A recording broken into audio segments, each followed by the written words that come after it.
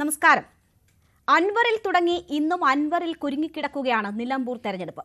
അവസാന നിമിഷം വരെയും അൻവർ പത്രിക പിൻവലിക്കുമോ എന്ന് നോക്കിയെങ്കിലും അത് ഉണ്ടായില്ല. മത്സര രംഗത്തുണ്ട് അൻവർ. മത്സരത്തിൽ നിന്ന് പിന്മാറണമെങ്കിൽ ആഭ്യന്തരമന്ത്രി സ്ഥാനവും വനം വകുപ്പും ഒക്കെ ചോദിക്കുന്ന അൻവറിന് അതിമോഹമാണോ അതോ സ്വബോധം നഷ്ടപ്പെട്ടതാണോ? സാക്ഷാൽ പിണറായിയെയും മുക്കാൽ പിണറായിയെയും വെല്ലുവിളിക്കാനിറങ്ങുന്ന അൻവറിന് ജനകീയ കോടതിയിൽ എത്ര വോട്ട് കിട്ടും? കത്രികപ്പൂട്ടിനെ കത്രിക കൊണ്ട് മുറിക്കുമോ അൻവർ? മുഖ്യമന്ത്രിയുടെ മലപ്പുറം പരാമർശവും KCയുടെ പെൻഷൻ പരാമർശവും ഏറ്റുമുട്ടുകയാണ് നിലമ്പൂരിൽ. ഇനിയുള്ള ദിവസം കൊണ്ട് പൂർണ്ണമായും LDF-UDF പോരാട്ടമായി നിലമ്പൂർ മാറുമോ? അപവാദം ഒഴിവാക്കാൻ വേണ്ടി മാത്രം മത്സരിക്കുന്ന BJP സ്ഥാനാർത്ഥിയുടെ റോൾ എന്താകും നിലമ്പൂരിൽ? പരിശോധിക്കാം. സ്വാഗതം. ചർച്ചയിൽ എനിക്കൊപ്പം ശ്രീ VPP മുസ്തഫ CPM-നെ പ്രതിനിധീകരിച്ച്, ശ്രീ വസന്ത് തെങ്ങമ്പള്ളി കോൺഗ്രസിനെ പ്രതിനിധീകരിച്ച്, അഡ്വക്കേറ്റ് ശ്യാം രാജ് BJP പ്രതിനിധി, ശ്രീ LR വിനയചന്ദ്രൻ TMC പ്രതിനിധി എന്നിവരാണ് ചർച്ചയിൽ പങ്കെടുക്കുന്നത്. ഒപ്പം നിസാം സയ്യിദ് മാധ്യമപ്രവർത്തകനും എനിക്കൊപ്പം ചേരുന്നു. ആദ്യം ശ്രീ VPP മുസ്തഫ, അൻവർ മത്സര രംഗത്തു നിന്ന് പിന്മാറുമോ എന്നെല്ലാവരും ഉറ്റുനോക്കി. പക്ഷേ അൻവർ മത്സര രംഗത്തുണ്ട്. അങ്ങനെ മത്സര രംഗത്ത് അൻവർ നിൽക്കുമ്പോഴും UDF-ന്റെ വിജയം പ്രതീക്ഷിക്കുന്നു. അത് ഈ തെരഞ്ഞെടുപ്പിൽ മാത്രമല്ല, വിജയപ്രതീക്ഷയോടെ അൻവർ ഈ തെരഞ്ഞെടുപ്പിൽ നിൽക്കുന്നു. മാത്രവുമല്ല, 2026 UDF-ന്റെ വിജയം പ്രവചിക്കുകയും കൂടിയാണ് അൻവർ. ഒന്നാം എതിരാളി പിണറായി എന്ന് പറഞ്ഞ് മുക്കാൽ പിണറായിയെയും തള്ളിപ്പറയുന്നു. അപ്പോൾ അൻവറിന്റെ സ്ഥാനാർത്ഥിത്വം നിങ്ങൾക്ക് ഏതെങ്കിലും തരത്തിൽ ഉപകാരപ്പെടും എന്ന് തോന്നൽ ഉണ്ടായിരുന്നുവെങ്കിൽ ഇനി അങ്ങനെ ചിന്തിക്കാമോ? ഒന്നാം എതിരാളി പിണറായി എന്ന് അൻവർ ആവർത്തിക്കുമ്പോൾ അൻവറിന്റെ സ്ഥാനാർത്ഥിത്വം CPIM-നെയോ ഇടതുപക്ഷ ജനാധിപത്യ മുന്നണിയോ ഒരു തരത്തിലും ബാധിക്കുന്ന ഒരു വിഷയമല്ലല്ലോ. അൻവർ UDF-ന്റെ സ്ഥാനാർത്ഥി കൂടി ആയിരുന്നുവെങ്കിൽ വേണമെങ്കിൽ നമുക്ക് അങ്ങനെ പറയാം. അതല്ലാത്ത ഒരു അൻവറിന് എന്ത് സ്പേസ് ആണുള്ളത്? നിങ്ങൾ നോക്കൂ, അൻവർ ഈ തെരഞ്ഞെടുപ്പിനെ സംബന്ധിച്ച് തുടക്കത്തിൽ പ്രഖ്യാപിച്ചത് എന്താ? പിണറായി സത്യത്തെ അവസാനിപ്പിക്കണം. ഇന്ന് അദ്ദേഹം പറയുന്നത് എന്താ? VD സതീശനെ അവസാനിപ്പിക്കണം. അദ്ദേഹം നിലപാട് മാറ്റിയില്ലേ? അപ്പൊ അദ്ദേഹത്തിന്റെ സ്ഥാനാർത്ഥിത്വവും അദ്ദേഹത്തിന്റെ പുതിയ പ്രസ്താവനകളും വലിയ നിലയിൽ അലോസരപ്പെടുത്തുന്നത് UDF-നെയാണ്. കാരണം അവരാണ് കഴിഞ്ഞ 6-7 മാസം മുമ്പ് അദ്ദേഹം ഇടതുപക്ഷ ബന്ധം അവസാനിപ്പിച്ച് ഇറങ്ങി വന്നപ്പോൾ സ്വീകരിക്കാൻ മുന്നിട്ടിറങ്ങിയത്. അൻവറിന്റെ ആദ്യത്തെ സ്വീകരണ യോഗം അദ്ദേഹം രാജിവെച്ച് വന്നപ്പോൾ നിലമ്പൂരിലെ ഒതായിൽ നടത്തിയ ആദ്യത്തെ സ്വീകരണ യോഗം, അവിടെ നിറയെ UDF-കാരാണല്ലോ ഉണ്ടായത്. നിരവധി ചാനലിന്റെ ആളുകൾ അന്ന് അവിടെ ആ പൊതുയോഗത്തിൽ പങ്കെടുത്തവരോട് പോയിട്ട് നിങ്ങൾ ഏതാണ് സ്ഥലം, ഏത് പാർട്ടിയാണ് എന്നൊക്കെ ചോദിക്കുമ്പോൾ അവരെല്ലാം പറഞ്ഞത് എന്താ? ഞങ്ങൾ UDF-ന്റെ ആളുകളാണ്, ഞങ്ങൾ ഒരു കൗതുകം കൊണ്ട് വന്നതാണ്. പിന്നീട് മഞ്ചേരിയിൽ അദ്ദേഹത്തിന് നൽകിയ സ്വീകരണം ശ്രീ VPP മുസ്തഫ പൊതുവെ അങ്ങനെയൊക്കെയാണ് കരുതിയിരുന്നത്. പക്ഷേ ഇത് സെമി ഫൈനൽ എന്ന് വിശേഷിപ്പിക്കുന്ന ഒരു തെരഞ്ഞെടുപ്പാണല്ലോ. അപ്പോൾ സെമി ഫൈനലിന്റെ ഏറ്റുമുട്ടലിന്റെ കളത്തിൽ നിൽക്കുമ്പോൾ അൻവർ പ്രവചിക്കുന്നത് 2026 UDF-ന്റെ ജയമാണ്. ഇല്ല, അദ്ദേഹം പ്രഖ്യാപിച്ചിട്ടില്ല. അദ്ദേഹം പറഞ്ഞെന്താ? VD സതീശനെ മുൻനിർത്തിയാണ് UDF മത്സരിക്കുന്നതെങ്കിൽ UDF-ന് ചാൻസ് ഇല്ല എന്നാണ് പറഞ്ഞിരിക്കുന്നത്. അല്ലാതെ UDF ജയിക്കുമെന്നല്ല അദ്ദേഹം പറഞ്ഞിരിക്കുന്നത്. ഇവിടെ തന്നെ നിലമ്പൂരിൽ തന്നെ ആര്യാടൻ ഷൗക്കത്ത് ജയിക്കാൻ പോകുന്നില്ല. അത് അദ്ദേഹം ഖണ്ഡിതമായിട്ട് പറയുകയാണ്. ഈ ഇലക്ഷനിൽ തന്നെ UDF ജയിക്കില്ല എന്ന് പറഞ്ഞാൽ 2026 ഇലക്ഷനെ കുറിച്ചും പറഞ്ഞിട്ടുള്ളത് താങ്കൾ വോട്ട് ചെയ്ത പോലെയല്ല. അദ്ദേഹം പറഞ്ഞത് എല്ലാവരും കേട്ടതല്ലേ. അദ്ദേഹം പറഞ്ഞത് VD സതീശനെ മുന്നിൽ നിർത്തിയിട്ടാണ് മത്സരിക്കുന്നതെങ്കിൽ UDF ഗുണം പിടിക്കാൻ പോകുന്നില്ല. PV അൻവറിന്റെ കാര്യമായതുകൊണ്ടാണ് ഞാൻ കൂടുതൽ തർക്കത്തിന് ഇല്ലാത്തത്. കാരണം എപ്പോൾ എന്ത് പറയും, രാവിലെ പറയുന്നത് ഉച്ചയ്ക്ക് പറയുമോ എന്നൊന്നും അറിയാത്ത ആളാണ്. അതുകൊണ്ട് തന്നെ അദ്ദേഹം പറയുന്നതിൽ ഊന്നി ഞാനൊരു തർക്കത്തിനില്ല. പക്ഷേ അദ്ദേഹം പറഞ്ഞത് കേട്ടപ്പോൾ UDF-നുള്ള സാധ്യത പ്രവചിക്കുന്നു എന്ന തരത്തിലാണ് എനിക്ക് തോന്നിയത്. അത് അപാരമായ തോന്നലാണ്. അദ്ദേഹം പറഞ്ഞത് VD സതീശനെ മാറ്റി നിർത്തി എന്നെ കൂടി സഹകരിപ്പിക്കുകയാണെങ്കിൽ UDF-നൊരു സാധ്യതയുണ്ട് എന്നാണ്. അല്ലാതെ UDF-ന് സാധ്യതയുണ്ട് എന്ന് അദ്ദേഹം പറഞ്ഞിട്ടില്ല. ഈ ഇലക്ഷനിലും UDF-നൊരു സാധ്യതയുമില്ല, നിലമ്പൂരിലും ഒരു സാധ്യതയില്ല എന്നാണ് അദ്ദേഹം പറഞ്ഞത്. പക്ഷെ ഞാനും പറയുന്നു, താങ്കൾ പറഞ്ഞതിനോടാണ് ഞാനും യോജിക്കുന്നത്. ഈ അൻവറിന്റെ ഒക്കെ പ്രസ്താവന വെച്ച് നമ്മൾ ഇതുപോലെ ഒരു ചാനൽ ചർച്ച നടത്തേണ്ടതുണ്ടോ എന്നുള്ളതാണ്. കാരണം താങ്കൾ തന്നെ ഇവിടെ ഇല്ല, ഞാൻ അൻവറിന്റെ പ്രസ്താവനയിൽ ഊന്നിയുള്ള ഒരു ചർച്ചയല്ല. നമ്മൾ ഇന്ന് ചിത്രം വ്യക്തമാകുമ്പോൾ 10 സ്ഥാനാർത്ഥികൾ അവിടെയുണ്ട്. അതിൽ ഏതാണ്ട് 4 സ്ഥാനാർത്ഥികൾ വിജയപ്രതീക്ഷയോടുകൂടി മത്സരിക്കുന്നവർ, അങ്ങനെ അവകാശപ്പെടുന്നവർ. അപ്പോൾ ഒരു ചതുഷ്കോണ മത്സരത്തിന് നിലമ്പൂർ തയ്യാറെടുത്തിരിക്കുന്ന അവസരത്തിലാണ് നമ്മൾ ഈ ചർച്ച നടത്തുന്നത്. അപ്പോൾ ഇതിൽ ഏറ്റവും പ്രധാനപ്പെട്ടത്, ഇന്ന് പത്രിക പിൻവലിക്കാനുള്ള ദിവസമായിരുന്നു. എല്ലാവരും ഉറ്റുനോക്കിയത് അൻവർ പിന്മാറുമോ ഇല്ലയോ എന്നതാണ്. അപ്പോൾ അൻവറിന്റെ സ്ഥാനാർത്ഥിത്വം അവിടെ ഉറപ്പാകുന്ന ഒരു ദിവസം എന്ന നിലയിലാണ് അൻവർ പറഞ്ഞ കാര്യങ്ങളെ കോട്ട് ചെയ്തത്. അല്ലാണ്ട് അൻവറിന്റെ പരാമർശത്തിൽ ഊന്നിയുള്ള ചർച്ചയല്ല ഇത്. അല്ല, അതുകൊണ്ടാണ് ഞാൻ പറഞ്ഞത്, അൻവർ സ്ഥാനാർത്ഥിയാകുന്നതോ അദ്ദേഹം മത്സരിക്കാതിരിക്കാൻ വേണ്ടിയിട്ടോ ഇടതുപക്ഷമോ CPM-ഓ ഒരു ഇടപെടലും നടത്തിയിട്ടില്ലല്ലോ. അൻവറിന്റെ സ്ഥാനാർത്ഥിത്വത്തെ സംബന്ധിച്ച് ചർച്ച നടത്തിയത് മുഴുവൻ ആരാ? UDF അല്ലേ? അപ്പൊ UDF-നാണല്ലോ ആ സ്ഥാനാർത്ഥിത്വം പ്രയാസം ഉണ്ടാക്കുന്നത്. അദ്ദേഹത്തെ പിൻവലിപ്പിക്കാൻ ശ്രമിക്കുന്നത്, അദ്ദേഹം സ്ഥാനാർത്ഥിയാകാതിരിക്കാൻ ശ്രമിക്കുന്നത്, അദ്ദേഹവുമായിട്ട് പകലും രാത്രിയുമെല്ലാം ചർച്ചകൾ നടത്തുന്നത്, അർദ്ധരാത്രി ഒളിഞ്ഞുപോയിട്ട് കോൺഗ്രസ് നേതൃത്വം അറിയാതെ ചർച്ച നടത്തുന്നത്, ദ ഡോർ ഈസ് ക്ലോസ്ഡ് എന്ന് പ്രതിപക്ഷ നേതാവ് പറഞ്ഞതിന് ശേഷം മലപ്പുറത്തെ DCC പ്രസിഡന്റ് അദ്ദേഹം വീണ്ടും പ്രതീക്ഷ പുറപ്പെടുവിക്കുന്നത്, മുൻ KPCC president Shri K. Sudhakaran ഇല്ല, അങ്ങനെ വാതിലൊന്നും നടന്നിട്ടില്ല, ഇനിയും അൻവറുമായിട്ട് ചർച്ച ചെയ്യുമെന്ന് പറയുന്നത്. അപ്പൊ അൻവറിനെ കേന്ദ്രീകരിച്ച് ഈ ദിവസങ്ങളിലെല്ലാം ഉണ്ടായിട്ടുള്ളത് UDF ആണ്. ആ ചോദ്യത്തിന് ഞങ്ങൾക്ക് വേറെ പ്രയാസമോ അല്ലെങ്കിൽ ഞങ്ങൾ ഏതെങ്കിലും തരത്തിൽ വിശദീകരണമോ നൽകേണ്ട ആവശ്യമില്ല. അൻവർ UDF-ന്റേതാണ് തലവേദന. അൻവറിന്റെ പ്രശ്നം അവിടെയാണ് ചോദിക്കേണ്ടത്. എന്തുകൊണ്ടാണ് UDF അങ്ങനെ അൻവറിന്റെ പുറകെ പോവുകയും അൻവറിന് വേണ്ടി നിലകൊള്ളുകയും ചെയ്തത്? അൻവർ സ്ഥാനാർത്ഥിയായി വരുന്നത് തടയാനോ അൻവറിനെ തന്നെ സ്ഥാനാർത്ഥിയാക്കാനൊന്നും ഞങ്ങൾ ഇടതുപക്ഷം നിന്ന് ഒരു വർഷമോ ഒരു ഇടപെടലും ആരും നടത്തിയിട്ടില്ല. അദ്ദേഹത്തിന്റെ സഹോദരൻ പോലും എന്തായാലും നിലമ്പൂരിൽ വിജയം ഉറപ്പിച്ച് അല്ലെങ്കിൽ ജനകീയ കോടതിയിൽ ജയിച്ചുകൊണ്ട് UDF-ന്റെ വാതിൽ തുറക്കും എന്നാണ് അൻവർ പറയുന്നത്. അപ്പോൾ വിജയിക്കാനായിട്ടാണ് അവിടെ അൻവർ മത്സരിക്കുന്നത്, നിങ്ങളുടെ സ്ഥാനാർത്ഥിയും വിജയിക്കാനായിട്ടാണ് മത്സരിക്കുന്നത്. അപ്പോൾ അൻവർ അങ്ങനെ ആ നിലയിൽ ഒരു ഭീഷണിയാണോ എന്ന ഒരു അർത്ഥം കൂടി ഉണ്ടല്ലോ. ഞാൻ താങ്കളിലേക്ക് തിരിച്ചെത്താം. ശ്രീ വസന്ത് തെങ്ങമ്പള്ളി, ഇവിടെ ഇപ്പോൾ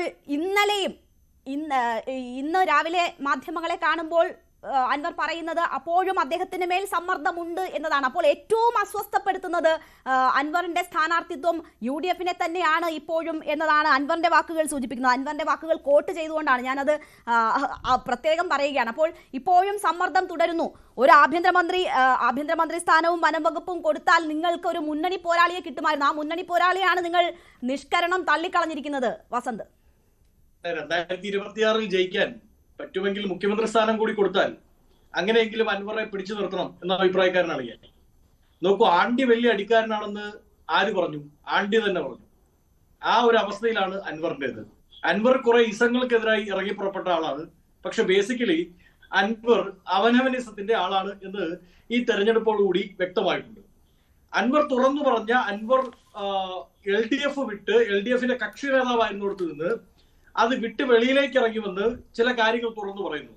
അത് ആഭ്യന്തര വകുപ്പുമായി ബന്ധപ്പെട്ടാണ്. അത് ഇവിടുത്തെ പ്രതിപക്ഷം മുമ്പ് പറഞ്ഞിരുന്നതാണ്. പക്ഷെ അതിന് ചില എവിഡൻസുകൾ അദ്ദേഹം മുമ്പോട്ട് വെക്കുന്നു.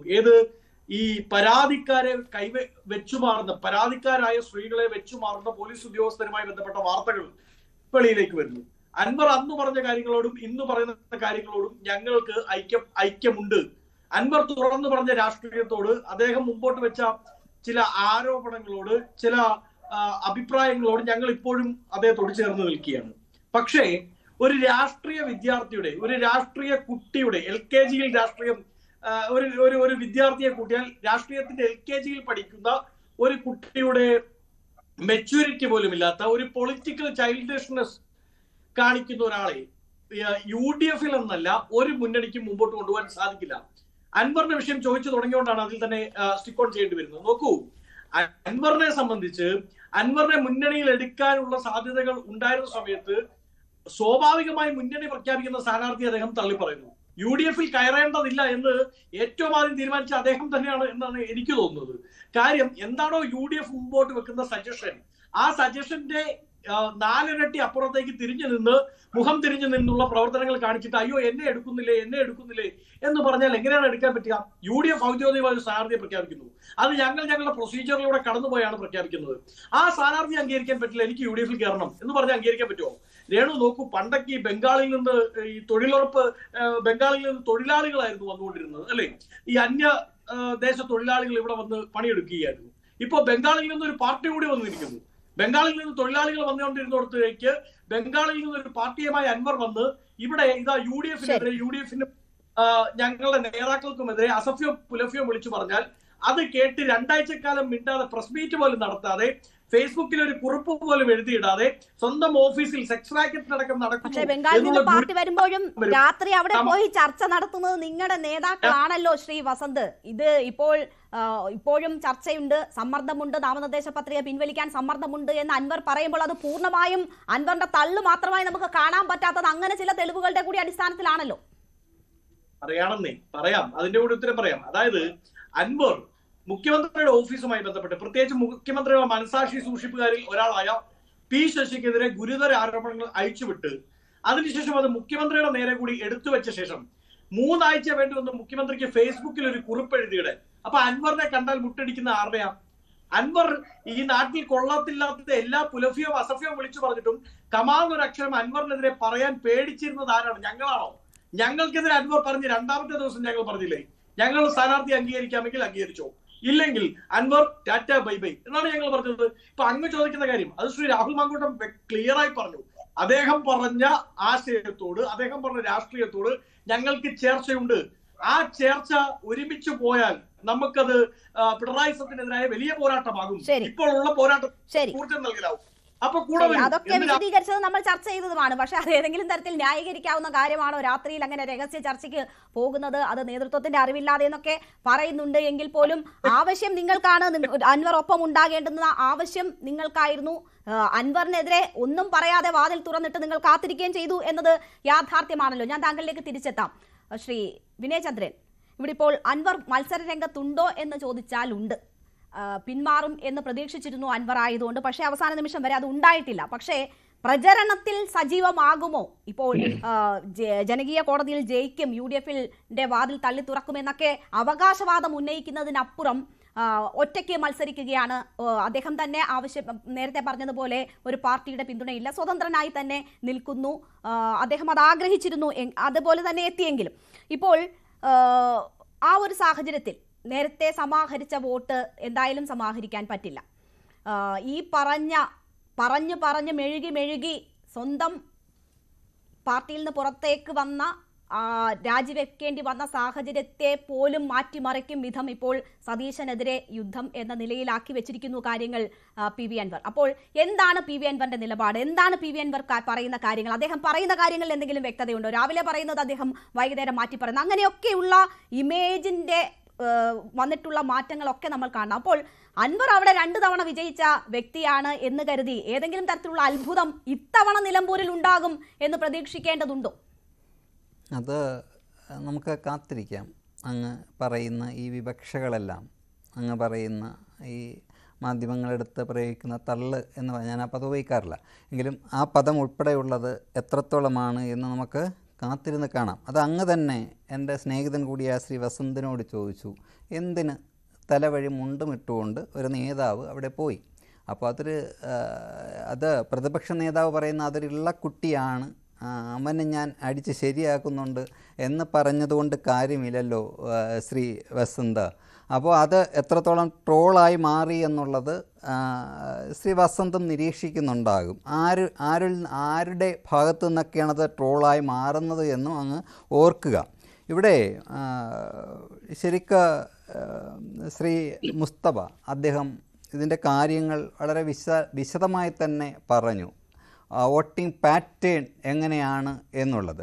നിലമ്പൂരിനെ സംബന്ധിച്ചിടത്തോളം ഇത് ആരുടെ വോട്ടാണ് അദ്ദേഹം പിടിക്കുക, അത് വളരെ ചർച്ച ചെയ്യപ്പെടേണ്ടതാണ്. അങ്ങ് ചോദിച്ചതുപോലെ ഒരുപക്ഷേ ഇനി പ്രചരണത്തിൽ പിന്നോക്കം പോകുമോ? ഒരിക്കലുമില്ല. കാര്യം ഇതെല്ലാം സംഭവിക്കുന്നതിന് മുമ്പ് തന്നെ അവിടെ ശക്തമായ പ്രചരണം നടക്കുന്നുണ്ടായിരുന്നു. ഒരുപക്ഷേ രാവിലെ ഒന്ന് പറയും, വൈകുന്നേരം മാറ്റി ഒന്ന് പറയും എന്നൊക്കെ വരുന്നതിൻ്റെ പ്രധാന പ്രശ്നം UDF നേതാക്കന്മാർ കൊടുത്തിരുന്ന കുറേ ഉറപ്പുകളായിരുന്നു. അതിൽ കുഞ്ഞാലിക്കുട്ടി സാഹിബ് നിരന്തരമായി അദ്ദേഹത്തോട് ബന്ധപ്പെട്ടുകൊണ്ടിരുന്നു എന്ന് തന്നെയാണ് ഞാൻ മനസ്സിലാക്കുന്നത്. തെറ്റാണെങ്കിൽ നിങ്ങൾക്ക് തിരുത്താം. അപ്പോൾ അങ്ങനെയുള്ള ഉറപ്പുകൾ അത് എവിടേക്കൊക്കെ പോകും. പക്ഷേ അത് മുന്നിൽ കണ്ടില്ലെങ്കിൽ അതും ചതിയാണ്. രാഷ്ട്രീയം എന്ന് പറയുന്നത് ശ്രദ്ധിച്ച് കൈകാര്യം ചെയ്യേണ്ടതാണ്, അല്ലെങ്കിൽ അത് വിപത്തായി മാറും. അതുകൊണ്ട് അദ്ദേഹം ഉറച്ച ഒരു നിലപാട് ചിലപ്പോൾ രാവിലെ പറയാതിരിക്കും. കാര്യം അവിടെ ചർച്ച നടന്നുകൊണ്ടിരിക്കുകയാണ് എന്നുള്ളത്. ഇനി ശ്രീ വസന്ത് പറഞ്ഞു ഇതെല്ലാം അടഞ്ഞ അധ്യായം എന്ന് പറയുമ്പോഴും അവിടുത്തെ ജില്ലാ പ്രസിഡന്റ് പറയുന്ന എന്താണ്, ഇലക്ഷൻ്റെ തലേ ദിവസം വരെയും നമ്മൾ ചർച്ച തുടരും എന്ന് തന്നെയാണ് അദ്ദേഹം പറയുന്നത്.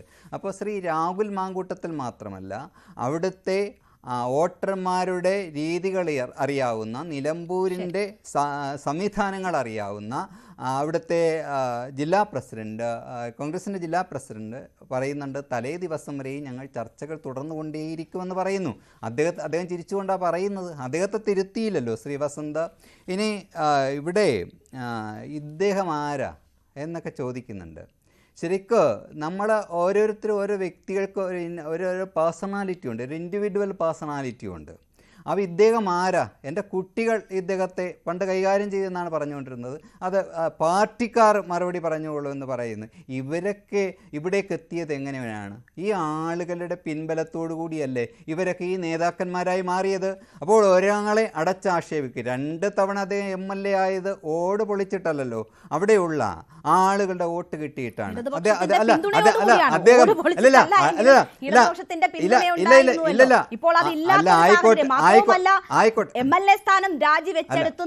അങ്ങ് മനസ്സിലാക്കേണ്ടത് അങ്ങ്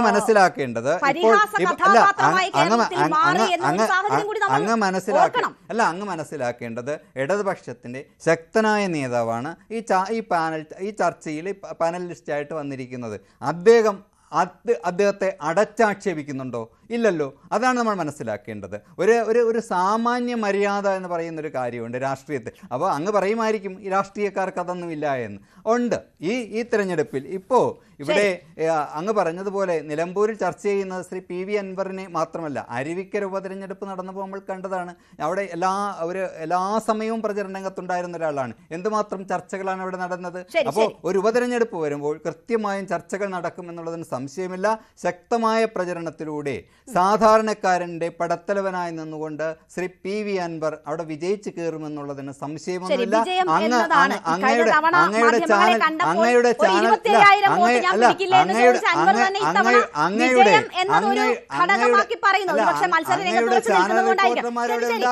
അവരോട് ചോദിച്ചു നോക്കൂ നിലമ്പൂരിൽ എന്താണ് സംഭവിക്കുന്നത്. ശരി, ശ്രീ ശ്യാംരാജ്, 17,500 വോട്ട് പാർലമെന്റ് തെരഞ്ഞെടുപ്പിൽ നേടിയ ഇടത്താണ് സ്ഥാനാർത്ഥി വേണമോ വേണ്ടയോ എന്നുള്ള ആശയക്കുഴപ്പം കുറേ ദിവസം ഉണ്ടായിരുന്നു. ഇപ്പോൾ സ്ഥാനാർത്ഥിയെ പ്രഖ്യാപിച്ചിട്ട് മത്സര രംഗത്ത് എത്രമാത്രം സജീവമാകുന്നു എന്ന ഉള്ള സംശയം ഉണ്ടായിരുന്നു. ആ ഘട്ടത്തിലാണ് ഇപ്പോൾ എന്തായാലും സുരേഷ് ഗോപി ഇന്ന് കൺവെൻഷൻ അവിടെ എത്തിയത്. നമുക്കറിയാം, നിങ്ങൾ പാലക്കാട് മറ്റ് തെരഞ്ഞെടുപ്പുകൾ, നിങ്ങളുടെ A ക്ലാസ് മണ്ഡലങ്ങൾ എന്ന് പറയുന്ന ഇടങ്ങളിലൊക്കെ എങ്ങനെയാണ് പ്രചരണം നടത്തുന്നത് എന്നറിയാം. അതിലേക്കൊന്നും ആ ലെവലിലേക്കൊന്നും നിലമ്പൂർ എത്തുന്നില്ല. ഇനിയെങ്കിലും അങ്ങനെ ഉണ്ടാകുമോ? അതോ ആദ്യമുള്ള മനോഭാവം, തെരഞ്ഞെടുപ്പ് സ്ഥാനാർത്ഥി വേണ്ട എന്ന മനോഭാവത്തിൽ തുടങ്ങിയ ഇടത്ത് ആ ഒരു പിൻവലിയൽ ഇനിയും ഉണ്ടാകുമോ?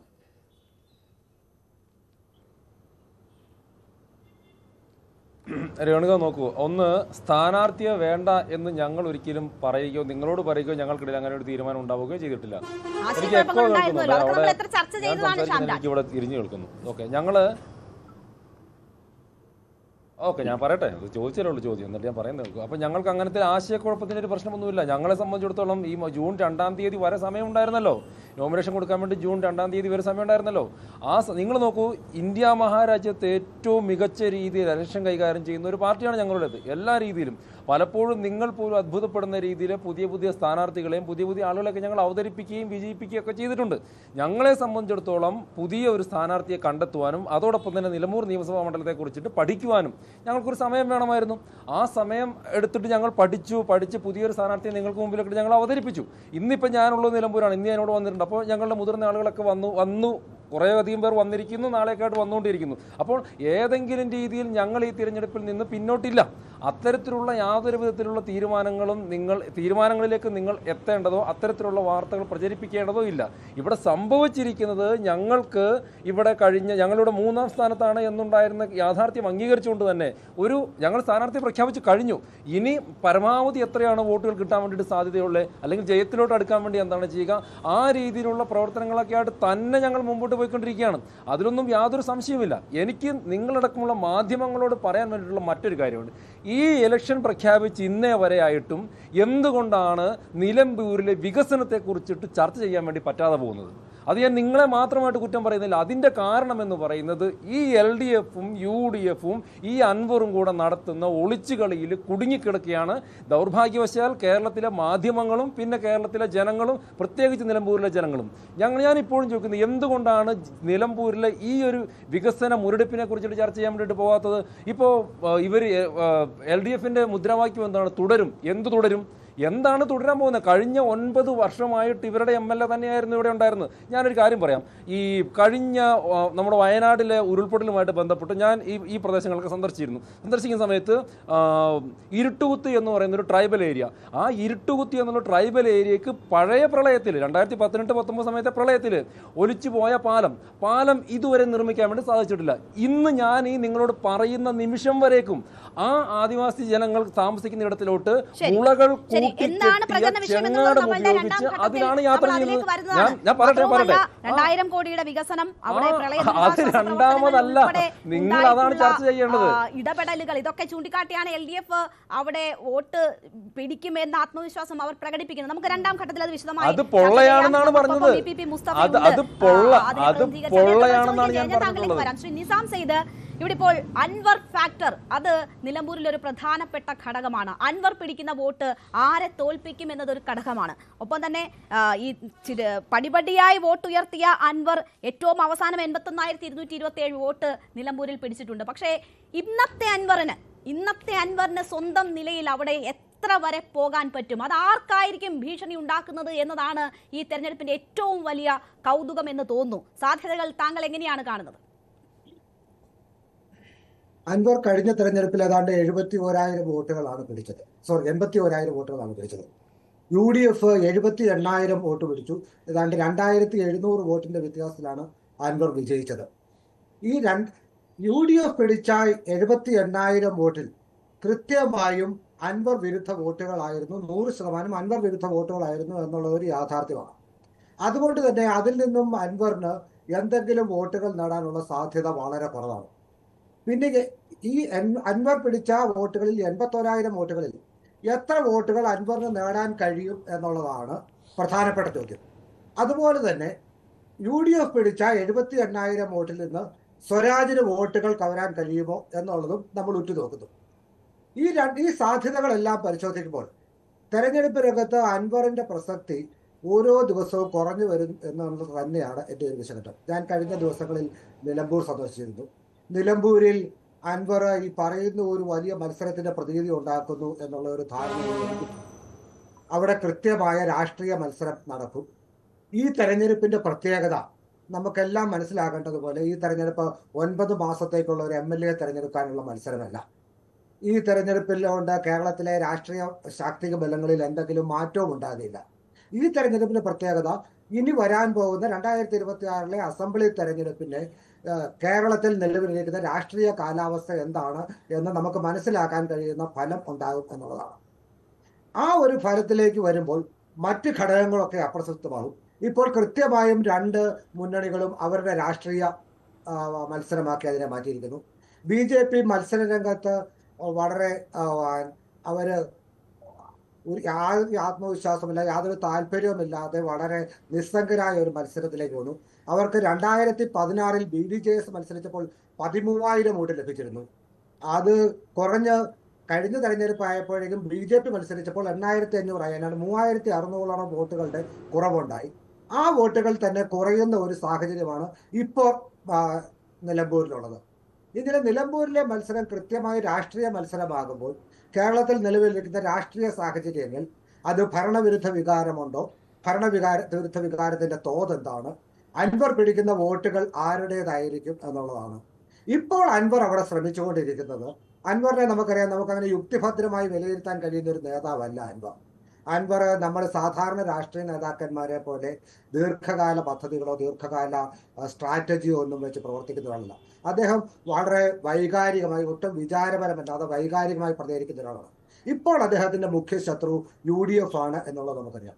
ഇപ്പോൾ LDF പ്രതീക്ഷിക്കുന്നത് പിണറായി വിരുദ്ധ വോട്ടുകളെ ഭിന്നിപ്പിക്കുക എന്നുള്ളതാണ് അൻവറിന്റെ ഒരു സാന്നിധ്യത്തിലൂടെ സാധ്യമാകാൻ പോകുന്ന ഒരു കാര്യം. എത്രമാത്രം അൻവറിന് അത് സാധിക്കും എന്നുള്ളതാണ്. പിണറായി വിരുദ്ധ വോട്ടുകൾ, ആന്റി ഇൻകംബൻസി വോട്ടുകൾ. VD സതീശൻ 1-ാം നമ്പർ ശത്രുവാണ് എങ്കിൽ പ്രചരണത്തിൽ കൂടുതൽ ശ്രദ്ധ അൻവർ കേന്ദ്രീകരിക്കേണ്ടി വരും. കൂടുതൽ ശ്രദ്ധ കേന്ദ്രീകരിച്ച് കൂടുതൽ വോട്ട് പിടിക്കുക എന്ന ഒരു നിലയിലേക്ക് അൻവർ എത്തേണ്ടി വരും.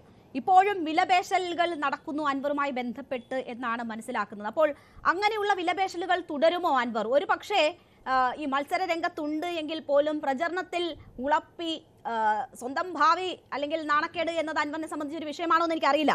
അങ്ങനെ ഒതുങ്ങി ഒരു UDF പ്രവേശനത്തിനുള്ള സാധ്യത അൻവർ തേടാനുള്ള സാധ്യത ഇനിയുണ്ടോ? അൻവറിനെ സംബന്ധിച്ചോളം ഇനി UDF എന്തെങ്കിലും ഭാവി ഉണ്ടോ എന്ന് ഞാൻ കരുതുന്നില്ല. അൻവർ ശ്രമിക്കുന്നത് കഴിയുന്നത്ര പിണറായിയിലേക്ക് അദ്ദേഹം ആക്രമണം തിരിച്ചു വച്ചിരിക്കുന്നത് പിണറായി വിരുദ്ധ വോട്ടുകൾ ഭിന്നിപ്പിക്കുക എന്നുള്ള താല്പര്യമായാണ്.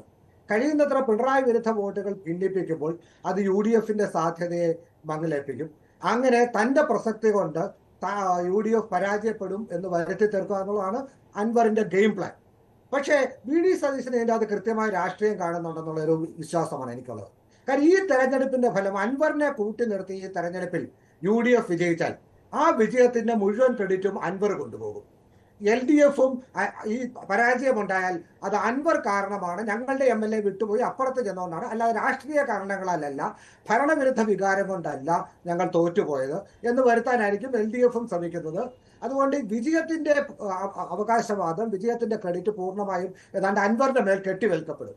അത്തരം ഒരു സാഹചര്യം ഒഴിവാക്കി കേരളത്തിലെ രാഷ്ട്രീയ സാഹചര്യം എന്താണ്? കേരളത്തിലെ രാഷ്ട്രീയ സാഹചര്യം തോൽക്കുകയാണെങ്കിലും ജയിക്കുകയാണെങ്കിലും രാഷ്ട്രീയ സാഹചര്യത്തെ വിലയിരുത്തി UDF എത്ര വോട്ടിന് വിജയിച്ചാലും അത് കേരളത്തിലെ ഭരണമുന്നണിക്കെതിരെയുള്ള വിലയിരുത്തലാണ്, അതാണ് കേരളത്തിലെ പൊതുവികാരം എന്ന് വരുത്തി തീർത്തേണ്ടത് UDFന്റെ ആവശ്യമാണ് എന്ന ബോധ്യമാണ് അൻവറിനെ കൂടുതൽ പ്രോത്സാഹിപ്പിക്കാതിരിക്കാൻ VD സതീശനെ പ്രേരിപ്പിക്കുന്നത് എന്നുള്ളതാണ് എൻ്റെ വിശ്വാസം. പക്ഷെ LDF ശ്രമിക്കുന്നത് ഈ എന്തെങ്കിലും വിധത്തിൽ അവിടെ വിജയിക്കാൻ കഴിഞ്ഞാൽ അതിനെ ഭരണത്തിന് അനുകൂലമായ വികാരമാക്കി മാറ്റുക, 2026 പിണറായി 3.0 എന്ന വിശ്വാസം യാഥാർത്ഥ്യമാക്കുക, അതൊരു യാഥാർത്ഥ്യമാണെന്ന ബോധ്യം ജനങ്ങളിൽ ഉണ്ടാക്കുക എന്നുള്ളതാണ്.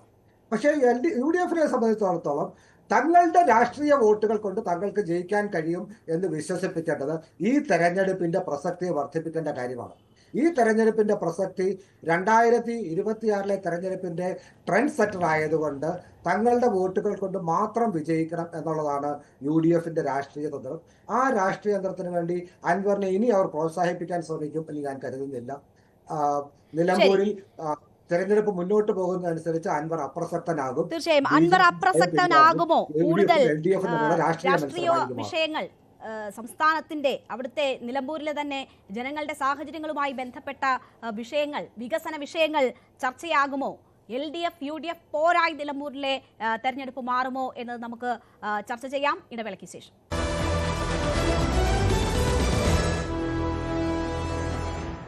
വീണ്ടും ചർച്ചയിലേക്ക്. ശ്രീ VPP മുസ്തഫ, നിലമ്പൂർ കഴിഞ്ഞ ദിവസങ്ങളിൽ ചർച്ച ചെയ്ത് ഇപ്പോഴും ചർച്ച ചെയ്യുന്ന ഒരു പ്രധാനപ്പെട്ട വിഷയം മുഖ്യമന്ത്രിയുടെ മലപ്പുറം പരാമർശമാണ്.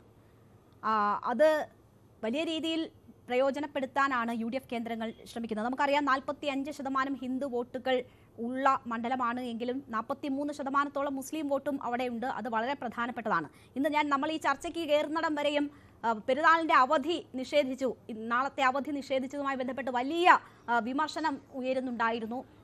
കാന്തപുരവും ജമാഅത്തെയും ഒക്കെ അതിനെതിരെ, കാന്തപുരം വരെയും അതിനെതിരെ രംഗത്ത് വരുന്ന ഒരു സാഹചര്യമൊക്കെ ഉണ്ടായിരുന്നു. ഇപ്പോൾ സർക്കാരിന് നാളെ അവധി പ്രഖ്യാപിക്കേണ്ടി വന്നിരിക്കുകയാണ്. വിദ്യാഭ്യാസ സ്ഥാപനങ്ങൾക്കെല്ലാം നാളെ അവധി പ്രഖ്യാപിക്കേണ്ടി വന്നിരിക്കുകയാണ്. പക്ഷേ ഡാമേജ് ഉണ്ടായിട്ടുണ്ട് എന്നതൊരു വസ്തുതയാണല്ലോ. അപ്പോൾ ഈ വിഷയങ്ങളൊക്കെ വലിയ രീതിയിൽ അവിടെ ചർച്ചയാക്കി എങ്ങനെയാണോ മാക്സിമം വോട്ട് സമാഹരിക്കാൻ കഴിയുക എന്ന ശ്രമം UDF ക്യാമ്പ് നടത്തുകയാണ്.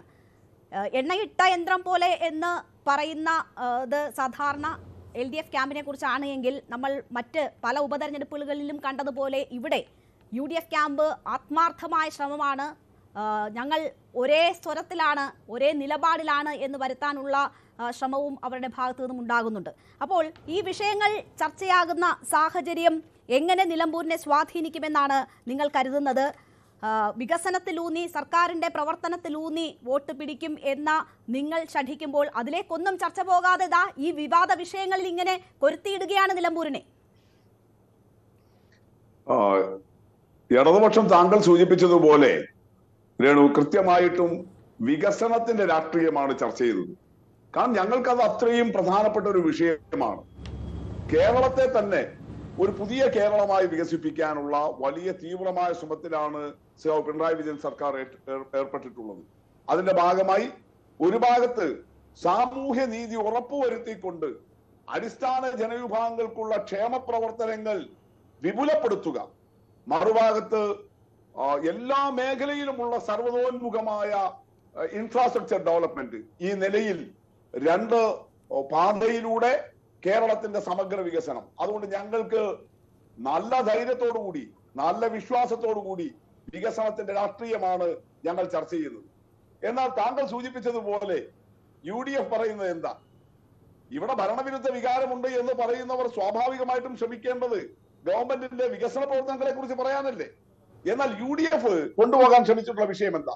ഒന്ന് മലപ്പുറം, രണ്ട് ക്ഷേമനിധിയുടെ ഈ ആനുകൂല്യങ്ങൾ. ഞാൻ നേരത്തെ പറഞ്ഞ സാമൂഹ്യനീതി ഉറപ്പുവരുത്താൻ എല്ലാ ഇടതുപക്ഷ സർക്കാരുകളും എല്ലാ കാലത്തും മുന്നോട്ട് വെച്ച ക്ഷേമ പദ്ധതിക്കെതിരെയുള്ള അങ്ങേയറ്റം ഹീനമായ ആക്രമണം, ഇത് രണ്ടുമാണ് അവർ മുന്നോട്ട് കൊണ്ടുവന്നത്. അത് ബൂമറാങ്ങയില്ലേ, അവർക്ക് തിരിച്ചടിക്കുകയല്ലേ. ഈ മലപ്പുറം, ഈ പറഞ്ഞ താങ്കൾ പറഞ്ഞതുപോലെ അവിടുത്തെ ജനസംഖ്യയിലെ ന്യൂനപക്ഷ ജനവിഭാഗങ്ങളുടെ ഈ വലിയ ഗണനീയമായ സംഖ്യ കണ്ടിട്ട് മലപ്പുറം എന്ന് അതിനെ ഇടതുപക്ഷം എന്തോ മഹാമോശമാക്കാൻ ശ്രമിച്ചു എന്ന് പറഞ്ഞിട്ടുള്ള ഈ ആരോപണം എടുത്താൽ കോൺഗ്രസിനല്ലേ തിരിച്ചടി? മലപ്പുറം ജില്ലാ രൂപീകരണത്തെ എതിർത്തവരല്ലേ കോൺഗ്രസ്? അങ്ങനെ ഒരു ജില്ലാ രൂപീകരണം പാടില്ല. ജനസംഘം എതിർത്തിരുന്നു. ജനസംഘം എതിർക്കാൻ മാത്രമല്ല വലിയ സമരങ്ങൾ തന്നെ നടത്തി. അന്ന് കോഴിക്കോട് ജില്ലയാണല്ലോ ഇതെല്ലാം. ആ കോഴിക്കോട് ജില്ലാ കളക്ടറേറ്റിന്റെ ആസ്ഥാനത്ത് ആഴ്ചകൾ നീണ്ടുനിന്ന സത്യഗ്രഹ സമരമാണ് കുട്ടി പാകിസ്ഥാൻ രൂപീകരിക്കാൻ പാടില്ല എന്ന് പറഞ്ഞിട്ട് ജനസംഘം നടത്തിയത്. അതിന്റെ ഒപ്പരം നിന്ന് മലപ്പുറം ജില്ലാ വിരുദ്ധ സമിതി രൂപീകരിച്ചു. അതിൽ ഈ ആളുകളുടെ കൂടെ ഏറ്റവും മുന്നിൽ ഉണ്ടായിരുന്നത് ആര്യാടൻ മുഹമ്മദ് എന്ന് പറയുന്ന കോൺഗ്രസ് നേതാവ്. അദ്ദേഹം അവിടെ നിർത്തിയോ? അന്ന് 1969 ഗവൺമെന്റ് ഇത് ചെയ്യുമ്പോൾ, 67 ഗവൺമെന്റ് 69 ഇത് ചെയ്യുമ്പോൾ അന്ന് നിയമസഭയിൽ UDF പ്രതിപക്ഷം ഏറ്റവും ദുർബലമാണ്. കോൺഗ്രസിന്റെ കേരളത്തിലെ തെരഞ്ഞെടുപ്പ് ചരിത്രത്തിലെ ഏറ്റവും കുറവ് സീറ്റ്, ആകെ 9 സീറ്റ്, 133 അന്ന് ആകെ സീറ്റ്. അതിൽ 9 സീറ്റിൽ മാത്രമാണ് 80 സീറ്റിൽ മത്സരിച്ച കോൺഗ്രസിന്റെ ജയിക്കാൻ വേണ്ടി കഴിഞ്ഞത്. ആ 9 അംഗ ഗ്രൂപ്പിന്റെ പ്രതിപക്ഷ നേതാവായിരുന്നു കെ കരുണാകരൻ. 1969 ജനുവരി 9 മലപ്പുറം ജില്ലാ രൂപീകരണത്തിനെതിരായി നിയമസഭയിൽ ശ്രീ കെ കരുണാകരൻ പ്രതിപക്ഷ നേതാവ് നടത്തിയ പ്രസംഗം, പുതിയ ജില്ലയെ സംബന്ധിച്ച് പറയുകയാണെങ്കിൽ അത് മലപ്പുറമായാലും തൊടുപുഴയായാലും രൂപീകരിക്കാൻ തീരുമാനിച്ചത് നിരുത്തരവാദപരമാണ്. ഇപ്പോൾ നിർദ്ദേശിക്കപ്പെട്ട മലപ്പുറം ജില്ലയെ അനുവദിക്കുന്നതിൽ ശ്രീമാൻ EM ശങ്കരൻ നമ്പൂതിരിപ്പാടിന് ചില ദുരുദ്ദേശങ്ങളും പ്രതീക്ഷകളും ഉണ്ട്. അതുകൊണ്ട് വലിയ സാമ്പത്തിക ഭാരം വരുത്തി വെച്ചുകൊണ്ട് പുതിയ ജില്ല രൂപീകരിക്കാൻ തീരുമാനിച്ചത് സാഹസമായി പോയി. അത് ഉപേക്ഷിക്കണമെന്ന് ഞാൻ ശക്തമായി ആവശ്യപ്പെടുന്നു. ആരുടെ പ്രസംഗ? നിയമസഭയിലെ രേഖകളിലുള്ളതാ. 1969 ജനുവരി 9 അങ്ങനെ മലപ്പുറം ജില്ലയെ രൂപീകരിക്കുന്നതിനെ തന്നെ എതിർത്ത കോൺഗ്രസ് പിന്നെ ഇപ്പോ മലപ്പുറം സ്നേഹം പറയുന്നതിൽ വല്ല അർത്ഥമുണ്ടോ? അവർക്ക് എന്ത് മലപ്പുറം സ്നേഹമുള്ളത്? അവര് മലപ്പുറത്തെ കുറിച്ചാണ് പറയാൻ അവർ ഇറങ്ങിപ്പോയിട്ടുള്ളതെങ്കിൽ ഈ രേഖകൾ, സത്യസന്ധമായ രേഖകൾ അവർക്ക് ഭൂപ്രാകും. ഇനി അവര് പറയുന്നത് എന്തായാലും ആ വിഷയങ്ങളിൽ മറുപടി പറഞ്ഞു പോകുമ്പോഴും UDF കൊണ്ടുവരുന്ന അജണ്ടയിൽ വീണു പോകുന്നുണ്ടോ എന്നൊരു സംശയം കൂടിയാണ് ഞാൻ പ്രകടിപ്പിച്ചത്. നമുക്ക് സമയം കുറവായതുകൊണ്ടാണ് ഞാൻ ഇടപെട്ടു പോകുന്നത്. ശ്രീ വസന്ത് തെങ്ങമ്പള്ളി, ഇവിടെ ഇപ്പോൾ വികസനം ഒരു വിഷയമാണ്. നമുക്കറിയാം തെരഞ്ഞെടുപ്പുകളിൽ അങ്ങനെയുള്ള വിഷയങ്ങൾ ചർച്ച ചെയ്ത് പോകേണ്ടുന്നതുമാണ്. ഇവിടെ ഇപ്പോൾ ഇന്ന് കെ സി വേണുഗോപാലിന്റെ പരാമർശം NH ബൈപ്പാസുമായി ബന്ധപ്പെട്ട് അതിന്റെ അന്തകനാകാൻ സമ്മതിക്കില്ല എന്നതാണ് റിയാസ് പറയുന്നത്. അത് വലിയ രീതിയിൽ അവിടെ ചർച്ചയായി വരുന്ന വിഷയമാണ്. കഴിഞ്ഞ ദിവസത്തെ പെൻഷനുമായി ബന്ധപ്പെട്ട് പറഞ്ഞ പരാമർശം ഏതൊക്കെ തരത്തിൽ ഉപയോഗിക്കാൻ പറ്റുമോ അത് കൊണ്ടുപിടിച്ചുള്ള ശ്രമങ്ങൾ നടക്കുന്നുണ്ട്. നാളെ അവിടെ കൺവെൻഷൻ ഉൾപ്പെടെ നടക്കാൻ പോവുകയാണ് ഉപഭോക്താക്കളുടേതായിട്ടുള്ളത്. അപ്പോൾ ഈ വിഷയങ്ങൾ നിങ്ങൾക്ക് ആത്മവിശ്വാസമുണ്ടെങ്കിൽ, ഭരണവിരുദ്ധ വികാരമുണ്ട് എന്ന് ഉറപ്പുണ്ടെങ്കിൽ, നിങ്ങൾക്ക് സ്വാധീനമുള്ള ഒരു മണ്ഡലത്തിൽ ഈ രീതിയിലൊക്കെയുള്ള വിഷയങ്ങൾ ചർച്ചയാക്കി വേണമോ വോട്ട് പിടിക്കാൻ? അല്ലാണ്ട് സർക്കാരിനെതിരെ ഭരണവിരുദ്ധ വികാരത്തിലേക്ക് നയിക്കുന്ന, ജനഹിതം അറിയാതെയുള്ള സർക്കാരിന്റെ പ്രവർത്തികൾ, ഇങ്ങനെയുള്ള വിഷയങ്ങൾ അവിടെ ചർച്ചയാക്കാമല്ലോ. അല്ല, അതിൽ ക്ഷേമ പെൻഷൻ ഉൾപ്പെട്ടില്ല എന്നാണോ രേണു വിചാരിക്കുന്നത്? എന്താണ് ക്ഷേമ പെൻഷന്റെ വിഷയത്തിൽ പറ്റി ശ്രീ കെ സി വേണുഗോപാൽ പറഞ്ഞത്? അദ്ദേഹം പറഞ്ഞത് ഇലക്ഷൻ സമയമാകുമ്പോൾ മാത്രം എങ്ങനെയാണ് നിങ്ങളുടെ ഖജനാവിൽ പണം വരുന്നത് എന്ന് പ്രസക്തമായ ചോദ്യമല്ലേ? PSC ബോർഡംഗങ്ങളുടെ വരുമാനം ഇപ്പോൾ നിലമ്പൂരുമായി ബന്ധപ്പെട്ട് അവിടെ വിജ്ഞാപനത്തിന് മുമ്പുള്ള തീരുമാനം എന്നതാണല്ലോ ഒരു യാഥാർത്ഥ്യം. അങ്ങ് VPP സംസാരിച്ചപ്പോൾ ഇടപെട്ടില്ല. ഞാൻ സംസാരിച്ചു തുടങ്ങുന്നതിന് മുമ്പേ ഇടപെടില്ല. അദ്ദേഹത്തിനുള്ള ഉത്തരം പറഞ്ഞു കൊടുക്കാതിരിക്കാൻ പറ്റില്ല. അതുകൊണ്ടാണ് ഒന്ന് പറയുന്ന PSC ബോർഡംഗങ്ങൾക്കും ചിന്താ ജെറോമിനും ഞാനൊരു അഭിഭാഷകനാണ് എങ്കിൽ പോലും സർക്കാർ അഭിഭാഷകർക്കുമൊക്കെ 600-700 ഇരട്ടി കൊടുത്ത സമയത്ത് ഈ പെൻഷനേഴ്സിനെ ഓർത്തില്ലല്ലോ. ഇവരുടെ ദുരവസ്ഥയെ പറ്റി ഇപ്പോൾ ഇവർ മുക്തകണ്ഠം പ്രസംഗിക്കുന്ന, ഇപ്പോൾ ഇവർ ഏതാ പറയുന്നത്, ഉള്ള ശക്തിയെല്ലാം എടുത്ത് അങ്ങ് പ്രസംഗിച്ചുകൊണ്ടിരിക്കുന്ന ഈ പാവപ്പെട്ടവരുടെ ദുരവസ്ഥയുണ്ടല്ലോ, ആ ദുരവസ്ഥയെ പറ്റി എന്തുകൊണ്ടാണ് ഈ ചിന്താ ജെറോമിനും ഈ പറയുന്ന സ്റ്റാൻഡിംഗ് കൗൺസിലുമാർക്കും ഈ പറയുന്ന PSC ബോർഡംഗങ്ങൾക്കും എന്തിനേറെ പറയുന്നു ഞങ്ങളുടെ കൂട്ടത്തിൽ നിന്ന് നിങ്ങൾ പിടിച്ചെടുത്ത KT തോമസ് അറിയാമല്ലോ. ഞാൻ ചോദിച്ചത് ശ്രീ വസന്ത് തെങ്ങമ്പള്ളി, പെൻഷൻ മുടക്കം ഉണ്ട് എങ്കിൽ അത് നേരാം വിധത്തിൽ അഡ്രസ് ചെയ്താൽ മതിയല്ലോ. അതിനെ ഈ രീതിയിൽ പ്രയോഗവൽക്കരിച്ചത് കൊണ്ടാണല്ലോ ഇതിപ്പോൾ ഇങ്ങനെ ഒരു വിവാദമായി മാറിയത്. ജനങ്ങൾക്ക് അർഹരായവർക്ക് പെൻഷൻ കിട്ടുന്നതിൽ മുടക്കമുണ്ട് എന്ന കാര്യം സൂചിപ്പിച്ചാൽ മതിയായിരുന്നുവല്ലോ. ഒരു തെറ്റുമില്ല അങ്ങനെ പറയുന്നതിൽ. എന്താ തെറ്റ്? അതായത് ഇലക്ഷൻ സമയമാകുമ്പോൾ മാത്രം, മുൻ ഉപതെരഞ്ഞെടുപ്പുകളുടെ സമയത്തും ലോക്സഭാ തെരഞ്ഞെടുപ്പിന്റെ സമയത്തും ഇത് ഡിസ്പേഴ്സ് ചെയ്യുന്നുണ്ട്. ഏത് പെൻഷൻ? അതുവരെ ഇവർക്ക് പൈസ കൊടുക്കാനില്ല.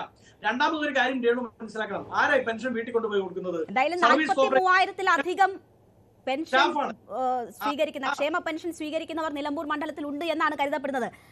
നമുക്കറിയാം, ഞാൻ കഴിഞ്ഞ തെരഞ്ഞെടുപ്പ് സമയത്ത് ജനങ്ങൾക്കിടയിൽ ഇറങ്ങി അവരുടെ പ്രതികരണങ്ങൾ തേടുമ്പോൾ ഇതെന്തോ ഔദാര്യമായി കാണുന്നു എന്ന തരത്തിലുള്ള ഒരു വികാരം, ഇതാരുടെ ഔദാര്യമല്ല, ഞങ്ങളുടെ അർഹതയാണ്, അർഹതപ്പെട്ടതാണ് എന്ന തരത്തിൽ പലരും സംസാരിക്കുന്നുണ്ടായിരുന്നു. അന്ന് കോടതിയിൽ സർക്കാർ പറഞ്ഞ നിലപാടുമായി ബന്ധപ്പെട്ടാണ് അങ്ങനെ ഒരു എതിർ വികാരം ഉണ്ടായിരുന്നത് ലോക്സഭാ തെരഞ്ഞെടുപ്പിന്റെ കാലത്താണ്. അപ്പോൾ ഇത് കേൾക്കുന്നവർ അവർക്ക് കിട്ടുന്ന അവകാശം എന്ന് കരുതുന്നവർ ഇങ്ങനെയുള്ള പ്രയോഗങ്ങളെ അവരത് എങ്ങനെ സ്വീകരിക്കുന്നു എന്നതനുസരിച്ചിരിക്കും. നിലമ്പൂരിനെ സംബന്ധിച്ച് അത് 40,000-ലധികം വോട്ട് ക്ഷേമ പെൻഷൻ വാങ്ങുന്നവരുടേതായി ഉണ്ട്. ഞാൻ രേണുവിനോട് ചോദ്യം തിരിച്ചു വയ്ക്കട്ടെ. രേണു പറയുന്നത് പോലെ ക്ഷേമ പെൻഷൻ അവകാശം തന്നെയാണ്, ഒരു സംശയവും വേണ്ട. രേണു ജോലി ചെയ്യുന്നു, രേണുവിന് 2 മാസത്തെ സാലറി തരുന്നില്ല, 3-ാമത്തെ മാസം ഇത് ഒരുമിച്ച് തരുന്നു. അപ്പൊ 2 മാസം തരാത്തത് നിങ്ങളുടെ സ്ഥാപനത്തിന്റെ കഴിവുകേടാണ്. പക്ഷെ 3-ാമത്തെ മാസം രേണുവിന് സാലറി വരുമ്പോൾ ഇവരെന്ത് ചെയ്യുന്നു? വലിയ PR എക്സസൈസ് ചെയ്യുന്നു. ഇതാ ഞങ്ങൾ സാലറി കൊടുക്കുന്നു, 3 മാസത്തെ സാലറി ഒരുമിച്ച് കൊടുക്കുന്നു. 2 മാസം കൊടുക്കാതിരുന്ന കഴിവുകേടിനെ പറ്റി പറയാതെ 3-ാമത്തെ മാസം ഒരുമിച്ച് കൊടുക്കുന്നത് വലിയ കാര്യമായി, പ്രചണ്ഡ പ്രചരണമായി, അത് PR എക്സസൈസ് ആയി ഉപയോഗിച്ചാൽ അതിനെ ഇങ്ങനെ പറയാൻ സാധിക്കൂ. അങ്ങനെ പറഞ്ഞതിന്റെ അകത്ത് ആർക്കെങ്കിലും കൊണ്ടിട്ടുണ്ടെങ്കിൽ ആ കൊള്ളുന്നവർ അത് കയ്യിൽ വെച്ചാൽ മതി. നിങ്ങളുടെ കാരണം, ആരുടെ? LDF സർക്കാരിന്റെ കഴിവുകേട് കാരണം നിങ്ങൾക്ക് കൊടുക്കാൻ പറ്റാത്ത പെൻഷൻ, നിങ്ങൾ ഖജനാവിൽ പണമില്ലെന്ന് പറയുന്ന പെൻഷൻ, കേന്ദ്രം ഞെരുക്കുന്നത് കൊണ്ട് കൊടുക്കാൻ പറ്റില്ലെന്ന് പറയുന്ന പെൻഷൻ, ആ പെൻഷൻ നിങ്ങൾക്ക് ഇലക്ഷൻ സമയം ആകുമ്പോൾ കൊടുക്കാൻ പറ്റുന്നു. എങ്ങനെ കൊടുക്കുന്നു? കോപ്പറേറ്റീവ് ബാങ്കിലെ, അതായത് കേരളത്തിലെ ബഹുഭൂരിപക്ഷം വരുന്ന കോപ്പറേറ്റീവ് ബാങ്കുകൾ ഭരിക്കുന്നത്, അവിടെ ജോലി ചെയ്യുന്നത് ഇടതുപക്ഷവുമായി ബന്ധപ്പെട്ടവരാണ്. അവിടുത്തെ സ്റ്റാഫിനെ വിട്ട് നിങ്ങൾ വീടുകളിൽ കൊടുക്കുന്നു. ഇതാ പിണറായി വിജയൻ തന്നു കേട്ടോ എന്ന് പറഞ്ഞ് നിങ്ങൾ PR എക്സസൈസ് ചെയ്യുന്നു. നോക്കൂ, അവർക്ക് കൊടുത്തോണ്ടിരുന്നത് 40 രൂപയാണ് ഓരോ വീട്ടിൽ കൊണ്ടുപോയി കൊടുക്കുന്നത്. അത് 25 സർക്കാർ വെട്ടി ചുരുക്കി. അതും പോരാഞ്ഞിട്ട് അവർക്ക് കൊടുത്തുകൊണ്ടിരുന്നതിന്റെ ഈ വീട്ടിൽ കൊണ്ടുപോയി കൊടുക്കുന്നതിന്റെ ഈ 40-25 കുറച്ചത് ഒക്ടോബർ തൊട്ട് കൊടുക്കാൻ കിടക്കുകയാണ്. എന്നിട്ട് ഇവർ പറയാണ് ഞങ്ങൾ ക്ഷേമ പെൻഷൻ കൊടുക്കും. ഇത്രയും കാലം ഈ സംസ്ഥാനത്ത് ആരും ക്ഷേമ പെൻഷൻ കൊടുത്തിട്ടില്ലല്ലോ. 14 ലക്ഷമായിരുന്നു VS അച്യുതാനന്ദന്റെ ഗവൺമെന്റ് ഇറങ്ങി പോകുമ്പോ. ഉമ്മൻചാണ്ടിയുടെ ഗവൺമെന്റ് 5 വർഷത്തിന് ശേഷം അത് 36 ലക്ഷത്തിലേക്ക് എത്തിച്ചു. അതായത് ഏതാണ്ട് ഇരട്ടി. എന്നാൽ 10 വർഷം എടുത്തിട്ടും ആ 36ന്റെ ഇരട്ടിയിലേക്ക് എത്തിക്കാൻ മാത്രമാണ് പിണറായിക്ക് സാധിച്ചത്. ചർച്ച ചെയ്യണ്ടേ? സ്വാഭാവികമായും ചർച്ച ചെയ്യും. ഇനി വികസനവുമായി ബന്ധപ്പെട്ട് എന്താണ് KC വേണുഗോപാലിനോട് ഇത്ര ബുദ്ധിമുട്ട്? അദ്ദേഹം പബ്ലിക് അക്കൗണ്ട്സ് കമ്മിറ്റിയുടെ ചെയർമാനാണ്. സ്വാഭാവികമായും എന്താ പാർലമെന്റിന്റെ public accounts committee public money ഉപയോഗിച്ച ഏതെങ്കിലും ഒരു കാര്യത്തിൽ അഴിമതി ഉണ്ടായിട്ടുണ്ടെങ്കിൽ, അവിടെ എന്തെങ്കിലും ഒരു തിരികേട് ഉണ്ടായിട്ടുണ്ടെങ്കിൽ പബ്ലിക് അക്കൗണ്ട്സ് കമ്മിറ്റിക്ക് പരിശോധന നടത്താം, അന്വേഷണം നടത്താം, റിപ്പോർട്ട് ആവശ്യപ്പെടാം, അത് കോടതിയിൽ സമർപ്പിക്കാം. സ്വാഭാവികമായും പബ്ലിക് മണി ഉപയോഗിച്ചുകൊണ്ടാണ് നാഷണൽ. ഞാൻ ഇതുമായി ബന്ധപ്പെട്ട് പെൻഷനുമായി ബന്ധപ്പെട്ട പ്രയോഗത്തിലെ ശരികേടിനെ കുറിച്ചാണ്, അല്ലെങ്കിൽ അത് തെറ്റിദ്ധരിക്കാനിടയായ സാഹചര്യത്തെ കുറിച്ചാണ് സൂചിപ്പിച്ചത്. ഞാൻ പ്രധാനമായും ഉദ്ദേശിച്ചത് മലപ്പുറം എന്ന വിഷയം മുഖ്യമന്ത്രി മുൻപ് സംസാരിച്ച മലപ്പുറത്തെ സംബന്ധിച്ച് പ്രയോഗിക്കാൻ കഴിയുന്ന, അത് കുറച്ച് എങ്ങനെയാണ് മതപരമായും വർഗീയമായും ഒക്കെ ഉപയോഗിക്കാൻ കഴിയുന്ന രീതിയിൽ ഉപയോഗിക്കേണ്ടതുണ്ടോ? നിങ്ങളെ സംബന്ധിച്ച് വിജയം എന്നത് നേടാൻ കഴിയും, ഭരണവിരുദ്ധ വികാരമുണ്ട് ഇവിടെ, അതിന്റെ ഗുണഭോക്താക്കളാകാൻ നിങ്ങൾക്ക് കഴിയുമെന്ന ആത്മവിശ്വാസമുണ്ടെങ്കിൽ ആ വിഷയങ്ങൾ ഇവിടെ സജീവമായി നിർത്തേണ്ടുന്നതിന്റെ ആവശ്യകതയുണ്ടോ എന്നതാണ് ഞാൻ ചോദിച്ചത്. അല്ലല്ലോ, എല്ലാ വിഷയങ്ങളും സജീവമായി ചർച്ച ചെയ്യപ്പെടും. ഇപ്പൊ നാളെ കോട്ടയത്ത് ഒരു ഉപതെരഞ്ഞെടുപ്പ് നടക്കുന്നു. കോട്ടയവുമായി ബന്ധപ്പെട്ട റബ്ബർ മേഖലയിലെ പ്രശ്നം പറയാതിരിക്കാൻ പറ്റുമോ?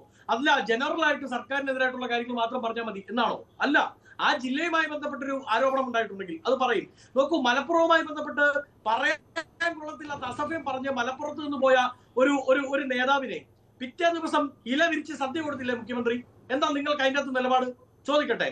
അതായത് മലപ്പുറത്തെ പറ്റി പറയാൻ പാടില്ലാത്തത് കേരളത്തിന്റെ ഏതോ ഒരു അപ്പുറത്ത് കിടക്കുന്ന ഭാഗമാണ് എന്നുള്ള രീതിയിൽ, കേരളവുമായി യാതൊരു ബന്ധവുമില്ലാത്ത രീതിയിൽ തീവ്രവാദ ജില്ലയാക്കി അവതരിപ്പിച്ചുകൊണ്ട് ഒരു നേതാവ് പോയില്ലേ മലപ്പുറത്ത് നിന്ന്? പോയല്ലോ, ഒരു സാമുദായിക നേതാവ്.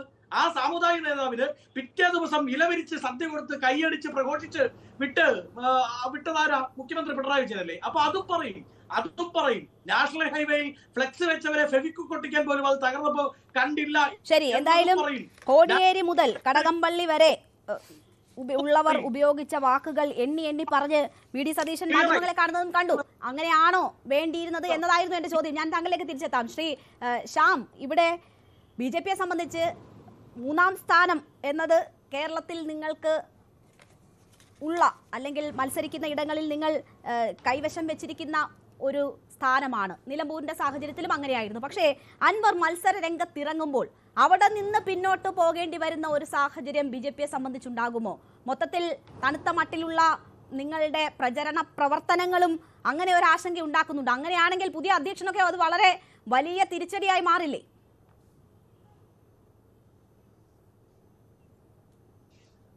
രേണുക, നിങ്ങൾ നോക്കൂ, നിങ്ങൾ എന്തുകൊണ്ടാണ് ഈ തണുപ്പും പ്രചരണം എന്ന് പറയുന്നത് എനിക്ക് മനസ്സിലായില്ല. ഞങ്ങളെന്താ ഇവിടെ പ്രചരണം നടത്തുന്നില്ലേ? ഒന്ന് നോക്കൂ, ഇത് ഓരോ ഇലക്ഷനും ഓരോ രീതിയിലാണ് കൈകാര്യം ചെയ്യേണ്ടി വരിക. ഓരോ രാഷ്ട്രീയ പാർട്ടികളും ഓരോ ടാക്ടിക്സ് ഉപയോഗിച്ചിട്ടാണ് കൈകാര്യം ചെയ്യുക. അപ്പോൾ ആ രീതിയിലുള്ള ഇലക്ഷൻ പ്രവർത്തനം നടക്കുന്നുണ്ടെന്നേ. അപ്പോൾ ഞങ്ങളെ സംബന്ധിച്ചിടത്തോളം അങ്ങനെ ഒരു കൺഫ്യൂഷനേ ഇല്ല. പിന്നെ കേരളത്തിൽ ഞങ്ങൾ 3ാമത് മാത്രമുള്ള കക്ഷിയാണ്. നിങ്ങൾ NDA എന്ന് പറയുന്ന ഘടകകക്ഷി, അല്ലെങ്കിൽ LDF അല്ലെങ്കിൽ UDF എന്ന് പറയുന്ന ഈ ഘടക പാർട്ടി സംവിധാനങ്ങളിൽ കോൺഗ്രസിനെ CPM എടുത്ത് നോക്കുക, അവർക്ക് ഒറ്റയ്ക്ക് കിട്ടുന്ന വോട്ട് എവിടെയാണ്? അവർക്ക് കിട്ടുന്നതിൻ്റെ ആ വോട്ടിൻ്റെ അടുത്തിന് കഴിഞ്ഞ ലോക്സഭാ തെരഞ്ഞെടുപ്പിൽ BJPക്ക് മാത്രമായിട്ട് 20% അടുത്ത് വോട്ട് കിട്ടിയില്ലേ? CPI-നേക്കാളും മുസ്ലിം ലീഗിനേക്കാളൊക്കെ എത്രയോ വോട്ട് ശതമാനം കൂടുതലുള്ളതാണ്. അപ്പോൾ കേരളത്തിലെ പ്രത്യേക മുന്നണി രാഷ്ട്രീയത്തെ കൈകാര്യം ചെയ്യുമ്പോൾ ഞങ്ങളെ ആ രീതിയിൽ നിങ്ങൾ പറയാൻ വേണ്ടിയിട്ട് പാടില്ല. കേരളത്തിൽ BJP അതിശക്തമായിട്ടുള്ളൊരു പ്രസ്ഥാനം തന്നെയാണ്. പക്ഷേ ഈ നേരത്തെ തന്നെ തുടങ്ങിയിട്ടുള്ള LDF, അതോടൊപ്പം തന്നെ UDF മുന്നണി സംവിധാനം നിലനിൽക്കുന്നത് കൊണ്ട് ഒരു 3ാം കക്ഷിയായിട്ട് ഞങ്ങൾ വളർന്നുകൊണ്ടിരിക്കുകയാണ് എന്നുള്ളതാണ് യാഥാർത്ഥ്യം. അതല്ലാതെ BJP 3ാം കക്ഷി എന്നൊന്നും പറയരുത്. കേരളത്തിലുള്ള ഒട്ടനവധി പ്രസ്ഥാനങ്ങളെക്കാളും വലിയ വോട്ട് ഷെയറും കേഡർ സംവിധാനവും കേരളത്തിൽ മുഴുവൻ പ്രവർത്തനങ്ങളും ഉള്ള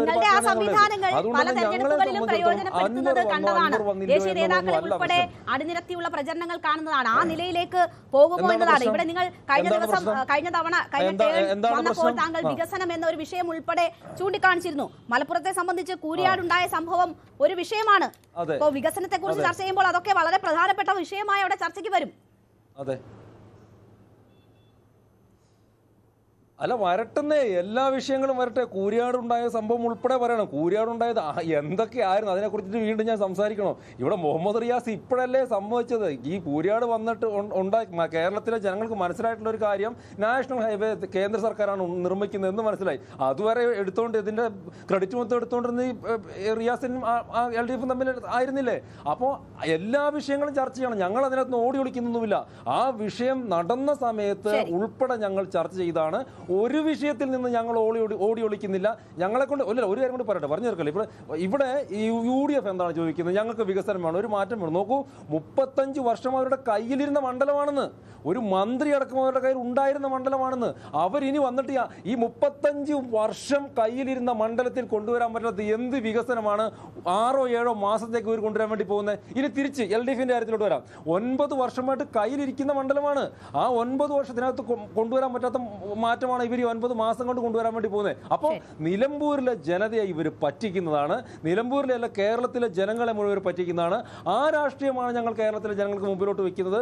ഒരു സംശയവും വേണ്ട, ഞങ്ങളുടെ മികച്ച പെർഫോമൻസ് തന്നെയായിരിക്കും 19-ാം തീയതി വോട്ടെണ്ണുമ്പോൾ മുമ്പിലോട്ട് വരാൻ വേണ്ടിയിട്ട് പോകുന്നത്. അതിന് നിങ്ങളടക്കമുള്ള മാധ്യമങ്ങളൊക്കെ എന്തൊക്കെ പറഞ്ഞു വിട്ടാലും ഞങ്ങൾക്ക് യാതൊരു പ്രശ്നമില്ല. മികച്ച രീതിയിലെ പ്രവർത്തനമാണ് ഞങ്ങൾ മുമ്പോട്ട് പോകുന്നത്. ശ്രീ വിപിൻ, ഇവിടെ ഇപ്പോൾ നമ്മൾ പല വിഷയങ്ങൾ ഇതെങ്ങനെയാണ് തെരഞ്ഞെടുപ്പിൽ ഓരോ മുന്നണികളും വിഷയമാക്കുന്നത് കണ്ടു. അൻവറിനെ സംബന്ധിച്ച് പിണറായിസത്തിനെതിരായ പോരാട്ടം എന്ന് പറഞ്ഞു, ഇപ്പോൾ അത് സതീശനിസത്തിനെതിരായ പോരാട്ടമായി എത്തി നിൽക്കുന്നു. ജനങ്ങൾക്ക് വേണ്ടിയാണ് തൻ്റെ പോരാട്ടം എന്ന് പറയുന്നു, ജനങ്ങളുടെ ശബ്ദം നിയമസഭയിൽ എത്തിക്കാനാണ് എന്ന് പറയുമ്പോൾ എങ്ങനെയാണ് അൻവർ ഈ മാധ്യമങ്ങളോട് പറഞ്ഞുകൊണ്ടിരിക്കുന്ന വിഷയവുമായി ബന്ധപ്പെട്ട് ജനങ്ങളെ സമീപിക്കുക? അങ്ങനെ വോട്ട് പിടിക്കാൻ അല്ലെങ്കിൽ സ്വന്തം ശക്തി തെളിയിക്കാൻ അൻവറിനെ സംബന്ധിച്ച് സാധിക്കുമോ? അതോ ജനകീയ വിഷയങ്ങളിലേക്ക് ഇനിയെങ്കിലും അൻവറിന് മത്സര രംഗത്ത് നിൽക്കണമെങ്കിൽ ജനകീയ വിഷയങ്ങൾ ഏറ്റെടുത്ത് അതിലേക്ക് ഇനിയെങ്കിലും മാറേണ്ടി വരത്തില്ലേ? അങ്ങ് ചോദിച്ചതുപോലെ സാധാരണക്കാർക്ക് വേണ്ടി തന്നെയാണ്. നമുക്കറിയാലോ, പ്രകൃതി ദുരന്തം. പക്ഷേ സാധാരണക്കാർക്ക് പോലും മനസ്സിലാവാത്ത കാര്യങ്ങളാണ് അദ്ദേഹം ഇപ്പോൾ പറയുന്നത്. ഞാൻ നേരത്തെ സൂചിപ്പിച്ചല്ലോ. അപ്പോൾ പ്രകൃതി ദുരന്തങ്ങൾ പോലും സംഭവിച്ചപ്പോൾ ഒരു കൈലിയും മടക്കി കുത്തി അവരോടൊപ്പം നിന്നിട്ടുള്ളത്. ഇപ്പോഴും പറയുന്നതാണ്, മന്ത്രിമാരും നേതാക്കന്മാരുമൊക്കെ അങ്ങ് പോകും, അൻവർക്ക ഞങ്ങളോടൊപ്പം ഒരു കട്ടയും ചായയും കുടിച്ച് ഈ നിലമ്പൂരിലുണ്ടാകും എന്ന് പറയുന്ന സാധാരണക്കാരൻ. ആ സാധാരണക്കാരൻ്റെ അൻവർക്കയായി നിലമ്പൂരിൽ തുടരും. അതിന് യാതൊരു സംശയവുമില്ല. ഇനി കുറേ എന്താണ് ഈ ഇലക്ഷൻ ഗെയിമിനെ കുറിച്ച് അല്ലെങ്കിൽ ഗെയിം പ്ലാനിനെ കുറിച്ച് നമ്മുടെ നിരീക്ഷകൻ അല്ലെങ്കിൽ മാധ്യമപ്രവർത്തകൻ പറഞ്ഞു. ഈ ഗെയിം പ്ലാൻ എന്തുകൊണ്ട് ഇന്ത്യൻ യൂണിയൻ മുസ്ലിം ലീഗിന് മനസ്സിലാകുന്നില്ല, അല്ലെങ്കിൽ എന്തുകൊണ്ട് ശ്രീ കെ സുധാകരന് മനസ്സിലാകുന്നില്ല, അല്ലെങ്കിൽ എന്തുകൊണ്ട് ശ്രീ കെ മുരളീധരന് മനസ്സിലാകുന്നില്ല? ഇനി അങ്ങ് ചോദിച്ച ഈ പെൻഷൻ്റെ അതൊരു ബൂമറാങ്ങായി ഒരു പക്ഷേ AICC ജനറൽ സെക്രട്ടറിയായ ശ്രീ KCക്ക് പ്രതിപക്ഷ നേതാവിനോട് എന്തോ ഉള്ളൊരു വിരോധമായി അത് ബൂമറാങ്ങായി മാറുന്നു എന്നുള്ളത്. ഇവിടെ ഇപ്പോൾ പല വിഷയങ്ങൾ നിലമ്പൂരിനെ സംബന്ധിച്ച് ഉയർന്നു വരുന്നുണ്ട്. ഇപ്പോഴും പക്ഷേ അൻവറിനെ ചുറ്റിപ്പറ്റിയാണ് കൂടുതൽ ശ്രദ്ധയും എന്ന് നമ്മൾ കണ്ടു. പക്ഷേ താങ്കൾ നേരത്തെ സൂചിപ്പിച്ചു അത് അപ്രസക്തമാകാൻ പോവുകയാണ് എന്ന്. ഇനി മറ്റ് ജനകീയ വിഷയങ്ങളിലേക്ക് നിലമ്പൂർ തെരഞ്ഞെടുപ്പ് വഴിമാറുമോ? നേരിട്ടുള്ള ഒരു ഏറ്റുമുട്ടൽ LDF UDF ഏറ്റുമുട്ടലായി നിലമ്പൂർ തെരഞ്ഞെടുപ്പ് മാറാൻ പോവുകയാണോ? പ്രധാനമായും ഉയർന്നു വരുന്ന വിഷയങ്ങൾ അല്ലെങ്കിൽ നിലമ്പൂരിനെ സ്വാധീനിക്കാൻ പോകുന്ന വിഷയങ്ങൾ, അവിടുത്തെ വന്യമൃഗശല്യം, വനമേഖലയുമായി ബന്ധപ്പെട്ടൊക്കെ ജനങ്ങൾ അനുഭവിക്കുന്ന ബുദ്ധിമുട്ടുകളൊക്കെ നിരവധിയുണ്ട്. അപ്പോൾ ജനകീയ വിഷയങ്ങളിലേക്ക് നിലമ്പൂർ മാറുമോ? അങ്ങനെയുള്ള ഒരു റിസൾട്ട് ആയിരിക്കുമോ, അതിൻ്റെ ഒരു വിധിയെഴുത്തായിരിക്കുമോ നിലമ്പൂരിൽ നിന്നുണ്ടാവുക? ഒരു തെരഞ്ഞെടുപ്പിൽ ജനകീയ വിഷയങ്ങൾ എന്ന് പറയുന്നത് ഉയർന്നു വരുന്നത് അത് നൈരന്തര്യമുള്ള ഒരു പ്രക്രിയയാണ്. അത് ആ തെരഞ്ഞെടുപ്പ് കാലത്ത് മാത്രം ഉയർന്നു വരുന്നതല്ല. വികസനം, ഗവൺമെന്റിന്റെ വികസനത്തെക്കുറിച്ചുള്ള അവകാശവാദങ്ങൾ തുടർച്ചയായി ഗവൺമെന്റ് ഉയർത്തിക്കൊണ്ടേയിരിക്കുന്നതാണ്. അതുപോലെ തന്നെ പ്രതിപക്ഷം ഗവൺമെന്റിനെതിരെയുള്ള വിമർശനങ്ങൾ തെരഞ്ഞെടുപ്പ് കാലത്തും അല്ലാതെയും തുടർച്ചയായി ഉയർത്തിക്കൊണ്ടിരിക്കുന്നതാണ്. ഇതൊക്കെ ജനങ്ങളെ സ്വാധീനിക്കുന്ന കാര്യമാണ്. പക്ഷെ ഒരു തെരഞ്ഞെടുപ്പ് രംഗത്ത് നിരവധി വിഷയങ്ങൾ ഉയർന്നു വരും. അതിപ്പോൾ മലപ്പുറം വിഷയം ഉയർത്തി മുഖ്യമന്ത്രിയെ പ്രതിക്കൂട്ടിലാക്കുവാൻ UDF ശ്രമിച്ചു. അതിന് പകരമായി KC വേണുഗോപാലിന്റെ ഒരു പരാമർശത്തെ ഉപയോഗിക്കാൻ LDF ശ്രമിക്കുന്നു. ഇങ്ങനെ നിരവധി വിഷയങ്ങൾ തെരഞ്ഞെടുപ്പിൽ ഉയർന്നു വരും. പക്ഷേ ആത്യന്തികമായി ജനങ്ങളുടെ മനസ്സിൽ ഭരണവിരുദ്ധ വികാരമാണോ ഭരണത്തിന് അനുകൂലമായ വികാരമാണോ ഉള്ളതെന്ന് തെരഞ്ഞെടുപ്പിന്റെ ഫലം വരുമ്പോൾ വ്യക്തമാകും. നമ്മുടെ ഈ 2021 ശേഷം നടന്ന എല്ലാ തെരഞ്ഞെടുപ്പുകളിലും ഈ വികസന വിഷയങ്ങൾ ചർച്ചയായതാണ്. അതുപോലെ തന്നെ ഈ കേരളത്തിലെ ഭരണവിരുദ്ധ വികാരവും ഒക്കെ ചർച്ചയാകാം. ഇതൊക്കെ തെരഞ്ഞെടുപ്പിൽ പ്രതിഫലിക്കുന്നത് നമ്മൾ കണ്ടാണ്. ആ പ്രതിഫലിക്കുമ്പോൾ BJP അപ്രസക്തമാകും നമ്മൾ കണ്ടു. കാര്യം BJPക്ക് ഈ തെരഞ്ഞെടുപ്പുകളിലെല്ലാം ഈ 2021 ശേഷം നടന്ന എല്ലാ അസംബ്ലി തെരഞ്ഞെടുപ്പുകളിലും പാലക്കാട് ഉൾപ്പെടെ വോട്ട് കുറയുന്ന പ്രതിഭാസമാണ് നമ്മൾ കണ്ടത്. അതുപോലെ തന്നെ ഇന്നിപ്പോൾ അൻവറിന്റെ ഒരു അവകാശവാദവും കൂടെ കണ്ടതോടുകൂടി അൻവറിന് കിള്ളിപ്പോയ ലക്ഷണമാണ് നമുക്ക് തോന്നുന്നത്. കാര്യം അദ്ദേഹത്തിന് ആഭ്യന്തരമന്ത്രിയാകണം, വനം വകുപ്പ് മന്ത്രിയാകണം എന്നൊക്കെ പറഞ്ഞ് അദ്ദേഹം അവകാശവാദം ഉന്നയിക്കുമ്പോൾ അത് അദ്ദേഹത്തിന് ഈ തെരഞ്ഞെടുപ്പ് രംഗത്ത് കൂടുതൽ പ്രസക്തി നഷ്ടപ്പെടുന്നതിന്റെ ലക്ഷണം അദ്ദേഹത്തെ ബാധിക്കുന്നു എന്നാണ് നമുക്ക് മനസ്സിലാക്കേണ്ടത്. ഇതൊക്കെ കഴിയുമ്പോഴേക്കും തെരഞ്ഞെടുപ്പിലെ മറ്റ് വിഷയങ്ങളെയൊക്കെ മാറ്റിവെച്ചുകൊണ്ട് ജനങ്ങൾ ഈ വിഷയത്തോടുകൂടി പ്രതികരിക്കും. തെരഞ്ഞെടുപ്പ് കാലത്ത് പല വിഷയങ്ങൾ ഉയർന്നു വരും. ആ വിഷയങ്ങളെക്കുറിച്ച് മാധ്യമങ്ങൾ ചർച്ച ചെയ്യും. ഇപ്പോൾ അൻവറിനെ കുറിച്ച് നമ്മൾ മാധ്യമങ്ങൾ ചർച്ച ചെയ്യുന്നു, അത്രമേൽ നിലമ്പൂരിലെ ജനങ്ങൾ ചർച്ച ചെയ്യുന്നുണ്ടോ എന്ന് എനിക്ക് തോന്നുന്നില്ല. അൻവർ കൂടുതൽ ചർച്ചയാകുന്നത് മാധ്യമങ്ങളിലാണ്. ആ മാധ്യമങ്ങളുടെ ബലത്തിലാണ് അൻവർ ഇന്ന് അവിടെ നിലനിൽക്കുന്നത്, അല്ലാതെ ഒരു ജനകീയ അടിത്തറയുടെ ബലത്തിലാണ് എന്ന് എനിക്ക് കരുതുന്നില്ല. പക്ഷേ അൻവർ ശ്രമിക്കുന്നത് പിണറായി വിജയനെതിരായുള്ള വികാരം വിഭജിപ്പിക്കാനും അതിൻ്റെ ഒരു പങ്ക് തനിക്ക് ലഭിച്ചുകൊണ്ട് തൻ്റെ പ്രസക്തി UDF-നെ മനസ്സിലാക്കിക്കാനുമാണ്. അതിന് വലിയ സാധ്യതയൊന്നും അവിടെ ഉണ്ടാകുന്നില്ല. കൃത്യമായും UDF-ഉം LDF-ഉം തമ്മിലുള്ള ഒരു രാഷ്ട്രീയ മത്സരമായി തന്നെ അത് മാറും. അവിടെ വികസനം ചർച്ച ചെയ്യും, ഭരണവിരുദ്ധ വികാരം ചെയ്യും. അതിൽ ജനങ്ങൾ എങ്ങനെ പ്രതികരിക്കുന്നു എന്നുള്ളത് നമുക്ക് 23-ാം തീയതി ശരി. എന്തായാലും ചിത്രം തെളിഞ്ഞിരിക്കുകയാണ്. അൻവർ ഫാക്ടർ എങ്ങനെ വർക്ക് ചെയ്യുന്നു എന്നറിയാൻ നമ്മൾ ഈ തെരഞ്ഞെടുപ്പിന്റെ അവസാന ഫലം വരെയും കാത്തിരിക്കണം. പക്ഷേ പ്രചരണ രംഗത്ത് അൻവർ എങ്ങനെ മുന്നോട്ട് പോകുന്നു എന്നത് നമുക്ക് അടുത്ത ദിവസങ്ങളിൽ തന്നെ കാണാൻ പറ്റും. എന്തായാലും പല വിഷയങ്ങൾ മാറി മാറി വരികയാണ്. ഒരു സെമി ഫൈനൽ എന്നതിനപ്പുറം ഒരു ഫൈനലിലെ ഏറ്റുമുട്ടൽ എന്ന നിലയിലേക്ക് തന്നെ നിലമ്പൂർ തെരഞ്ഞെടുപ്പ് മാറുന്നതാണ് കാണുന്നത്. ചർച്ചയിൽ പങ്കെടുത്ത എല്ലാ അതിഥികൾക്കും നന്ദി. ഇടവേളയ്ക്ക് ശേഷം അടുത്ത വാർത്താ ബുള്ളറ്റിൻ കാണാം.